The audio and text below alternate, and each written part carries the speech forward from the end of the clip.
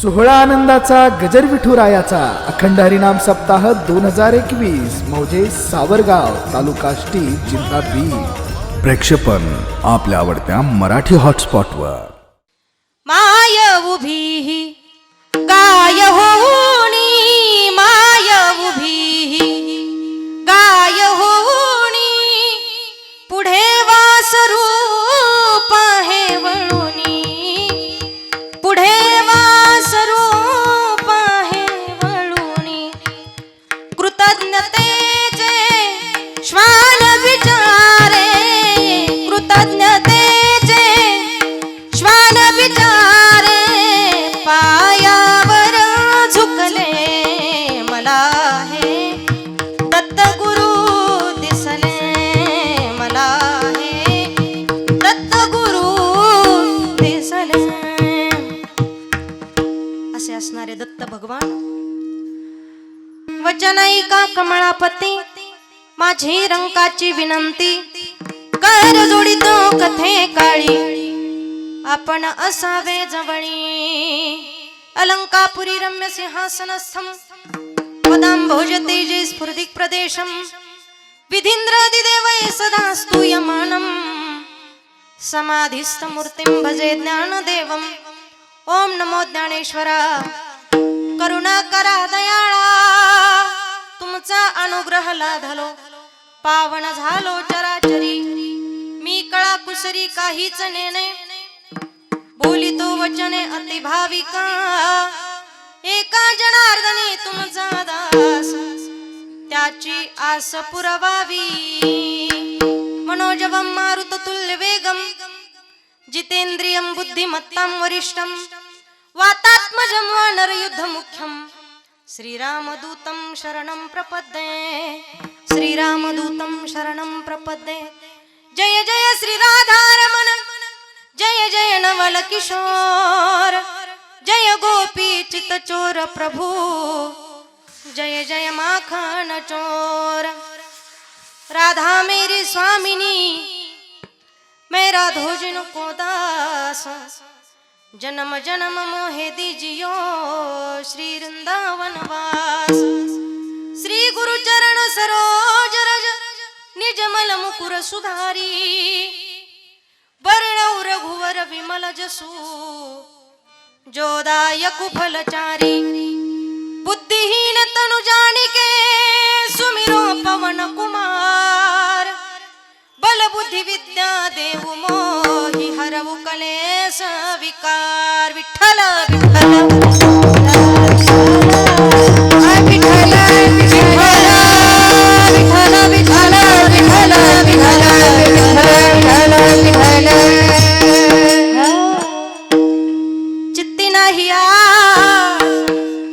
चित्ती नाही आस त्याचा पांडुरंग दास, असे भक्ताची ये घरी कामेन सांगता करी. प्रस्तुत प्राप्त प्रसंगी प्राप्त स्थळी ईश्वर चिंतनाकरिता निवडलेला अभंग श्रीमंत संत जगद्गुरु जगद्वंदनीय विश्ववंदे महाराष्ट्रभूषण देहू निवासी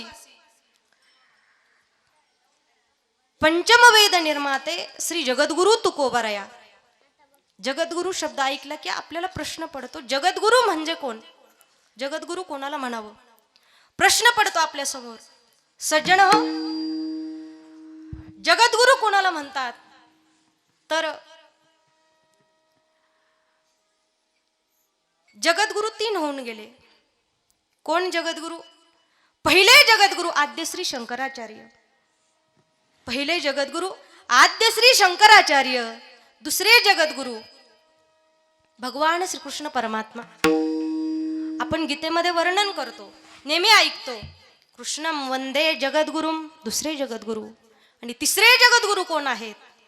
जगद्गुरु तुका, अवतार नामयाचा, संप्रदाय सकळाचा तेथोनिया.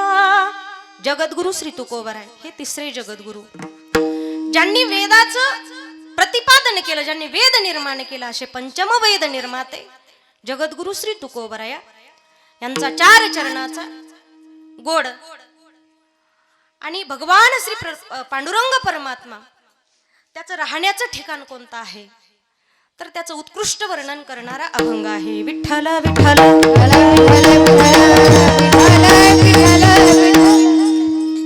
तर प्रस्तुत अभंगात जगद्गुरु तुकोबराय वर्णन करतात, प्रतिपादन करतात की भगवान परमात्मा कुठे राहतो. तर महाराज गोड वर्णन करतात की ज्याच्या चित्तातली आशा संपली, किंबहुना ज्याचं चित्त निर्मळ झालं, ज्याच्या चित्तातली आशा संपली, देव त्याचा दास होतो. आणि दास होऊन एवढ्यावर थांबत नाही, तर महाराज म्हणतात तो असणारा पांडुरंग परमात्मा ज्या भक्ताचा दास होतो त्या भक्ताच्या घरी राहतो. असे भक्ताची घरी, भक्ताच्या घरी राहून काय करतो. महाराज म्हणतात काम न सांगता करी. भक्ताच्या घरी राहतो आणि पडेल ते वाटेल ते काम करतो. पण भक्ताने सांगावं आणि देवाने ऐकावं असं आहे का. न सांगता, भक्ताने न सांगता देव सगळीच्या सगळी कामं करतो. महाराज म्हणतात असा असणारा भगवान परमात्मा कोण आहे. तर अनाथांचा बंधू आहे. दीनानाथ दीनबंधू नाम तुझ साचे, पतित पावन नाम ऐसी ब्रिदावळी गाजय. अनाथांचा नाथ असणारा भगवान परमात्मा आहे आणि त्या संबंधानं तो आपल्या भक्तांवरती प्रेम करतो.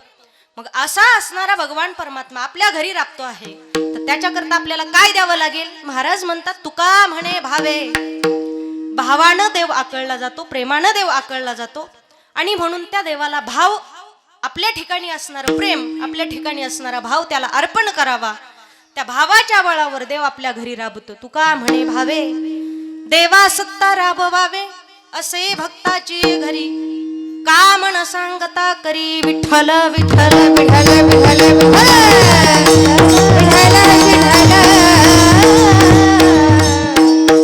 अभंगाचा सरळ सरळ भावार्थ तुमच्या समोर ठेवण्याचा प्रयत्न केलेला आहे. परंतु अभंगाकडे वळण्यापूर्वी अल्पसा परिहार देणं नितांत गरजेचं आहे. वारकरी संप्रदायाच्या नियमाप्रमाणे आज या पवित्र आणि पावन दिवशी या ठिकाणी चालत असलेला हा अखंड हरिनाम नाम यज्ञ सोहळा. अखंड कशाला म्हणतात तर ज्याची खंडनाच होत नाही असा असणारा अखंड. पण आपला 7 दिवसांचा, थोडक्यात 8 दिवसांचा म्हणायला काही हरकत नाही, असा असणारा चालू असणारा ज्ञानयज्ञ सोहळा या ठिकाणी चालू आहे. आणि किम निमित्तानं आहे तर तुम्हा सगळ्यांना ज्ञात आहे. दत्त जयंती उत्सवाच्या निमित्तानं, दत्त भगवंताचा जन्म आणि त्या जन्मस्थापनेच्या निमित्तानं हा असणारा सोहळा या ठिकाणी त्याचं आयोजन केलेलं आहे. खऱ्या अर्थानं दत्त भगवान कोण आहेत तर आदिनाथ गुरु सकळ सिद्धांचा मच्छिंद्र तयाचा मुख्य शिष्य त्यांच्याही आदी असणार. त्रिगुणात्मक त्रिमूर्ती दत्त हा जाणा, त्रिगुणी अवतार त्रैलोक्य राणा, त्रैलोक्याचा राणा असणारे, ज्यांनी या असणाऱ्या विश्वाची निर्मिती केली. पालन पोषण, भरण पोषण, संहार, उत्पत्ती, स्थिती ज्यांच्या हातामध्ये आहे असे असणारे भगवान श्री दत्त. त्या दत्त भगवंताच्या जन्मोत्सवानिमित्त हा असणारा कार्यक्रम आहे, हा असणारा सोहळा आहे. खऱ्या अर्थानं त्यांचं वर्णन काय करावं, आपली वाणी अपुरी पडते. काय वर्णन करावं त्यांचं.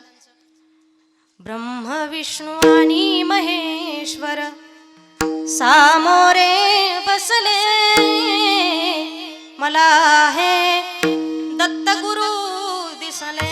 काय वर्णन करावं महाराज. आपल्या या असणाऱ्या छोट्याशा वाणीनं त्यांचं वर्णन आपण करूच शकत नाही. रात्रीच ताईंनी गोड वर्णन केलं, खूप काही सांगितलं. त्यांच्याबद्दल बोलणं, आपली वाणी अतिशय कमी आहे, लहान आहे, वाणीनं त्यांचं वर्णन होऊ शकत नाही. परंतु तरी सुद्धा फुल नाही फुलाची पाकळी. माय उभी गाय होणी, माय उभी गाय होणी, पुढे वासरूप आहे वळुनी, पुढे वासरूप आहे वळुनी. कृतज्ञतेचे श्वान विचारे, कृतज्ञतेचे श्वान विचारे, पायावर झुक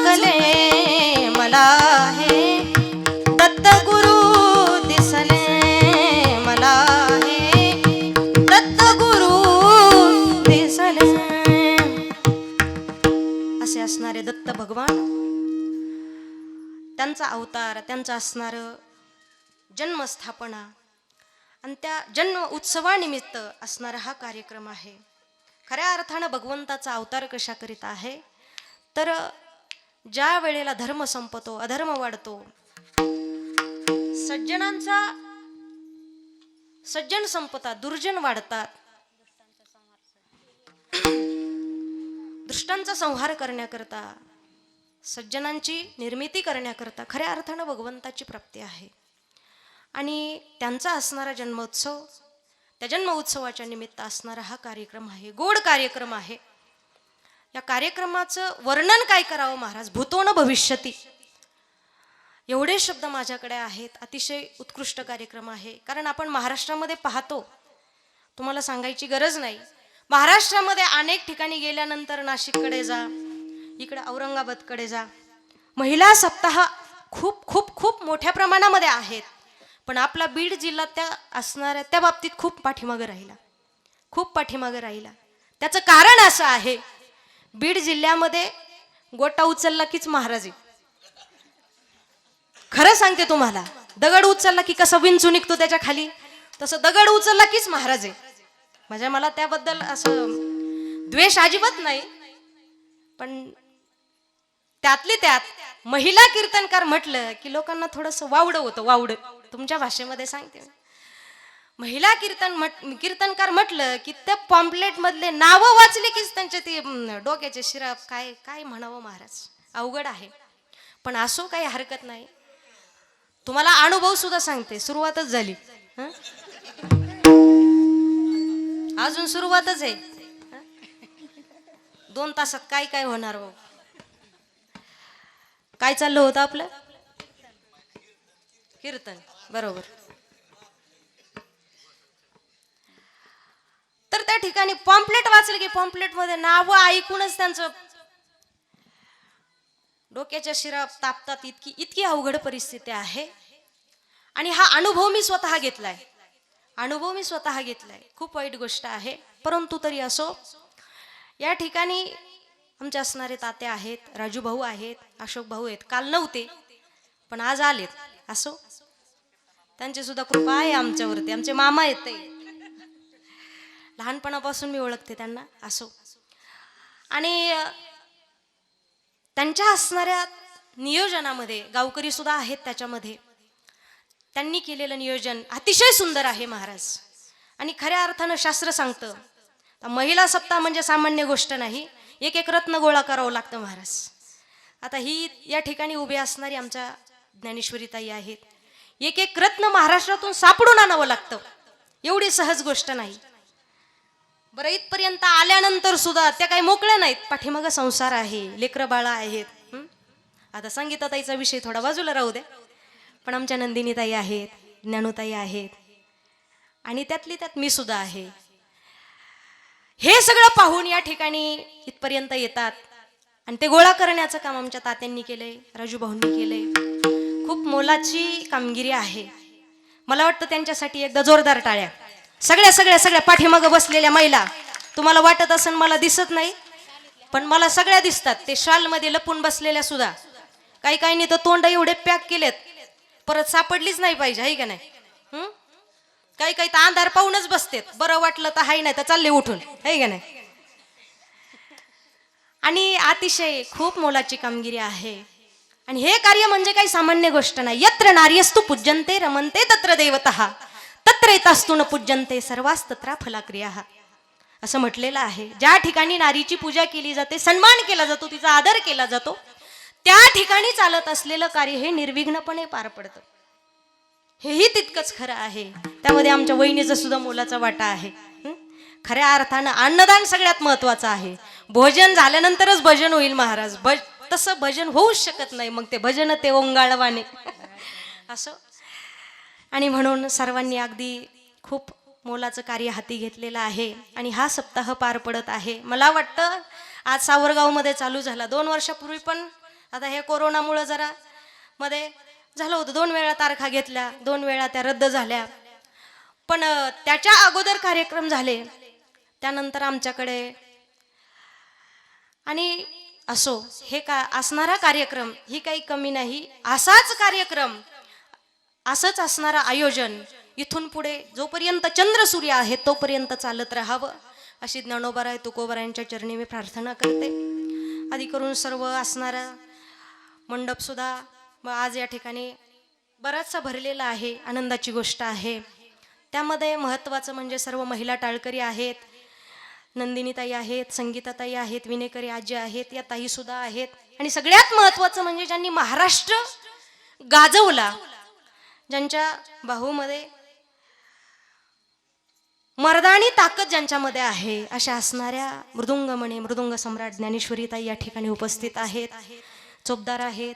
तुम्ही सर्व पुरुष वर्ग आहेत, महिला वर्ग आहेत. आणि सिस्टीम तर एवढी सुंदर आहे महाराज, त्याचं वर्णन करण्याच्या सुद्धा पलीकडे आहे. खूप सुंदर आहे. वर्णन करण्याच्या सुद्धा पलीकडचे आहे. फक्त कीर्तन करेपर्यंत शिट्ट्या बिट्ट्या वाजू देऊ नका. विठ्ठला विठ्ठला विठ्ठला विठ्ठला या ठिकाणी दुसऱ्या दिवसाची सेवा माझ्याकडे आलेली आहे. ज्याप्रमाणे ज्ञानोबाराय तुकोबाराय भगवान श्री पांडुरंग परमात्मा मला बोलण्याची बुद्धी देतील. का बालक बोबडा बोली, का वाकुडा वे चुका पाऊली, की चोज करून माऊली रिजे जेवी. तुम्ही सर्व माय बापाच्या अंतःकरणानं माझी असणारी सेवा अंतःकरणामध्ये घ्यावी. आणि महत्वाचं म्हणजे कीर्तनाला आल्यानंतर हात सोबत आणायचे असतात बरं का. महिला मंडळ आणलेत का सगळ्यांनी? चेक करून पहा बरं एकदा. आणलेत ना? थंडी वाजते, मला पण माहिती आहे, पण मला पण थंडी वाजते हे तुम्हाला माहिती आहे. विठ्ठला विठ्ठला कीर्तनाला आल्यानंतर 2 हात सोबत घेऊन यायचे असतात बरं का. सोहळा आनंदाचा गजर विठुरायाचा अखंड हरिनाम सप्ताह 2021 मौजे सावरगाव तालुका आष्टी जिल्हा बीड. प्रक्षेपण आपल्या आवडत्या मराठी हॉटस्पॉटवर.